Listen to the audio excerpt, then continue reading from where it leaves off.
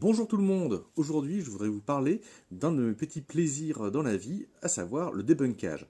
J'aime beaucoup regarder des vidéos de vulgarisation scientifique, en particulier donc des débunkages, c'est-à-dire on prend une thèse qui bien souvent est un peu farfelue ou un peu fausse, ou qui a l'air en tout cas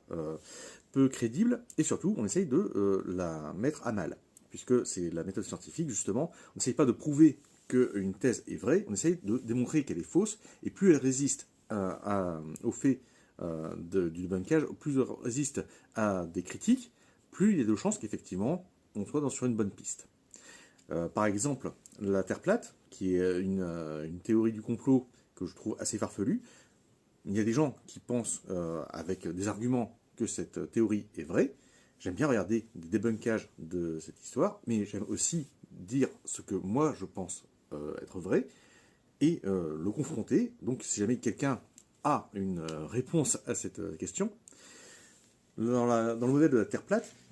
on indique que la Terre serait sous une sorte de dôme, en tout cas parce qu'il y a l'étoile polaire qui serait, l'étoile polaire donc pour l'hémisphère nord, qui serait visible tout en haut en regardant vers le nord, ce qu'on appelle le nord stellaire. Et il se trouve que si vous êtes dans l'hémisphère sud, cette étoile polaire est invisible, elle est cachée par la courbure de la Terre, et justement ce qui prend la place en haut du ciel étoilé, en plein milieu et autour duquel les étoiles ont l'air de tourner, donc l'axe de rotation de la Terre,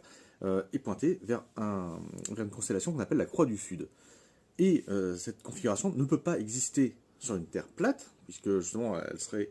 si la jonction de mes mains c'était le haut, si j'ose dire, de la voûte céleste,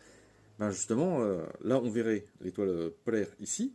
et on ne pourrait pas voir la Croix du Sud. Donc pour moi, c'est une des preuves les plus absolues que justement le modèle de Terre plate, ben, c'est la foutaise, et que le modèle de la Terre globale, enfin du globe terrestre, est une hypothèse bien plus construite, bien plus utile, et bien plus vraie. Ensuite, bien sûr, il y a des petites nuances, puisque la Terre n'est pas une sphère parfaite, elle est légèrement aplatie au pôle parce qu'elle tourne sur elle-même, etc., etc. On en parlera aussi peut-être dans la prochaine vidéo. A bientôt!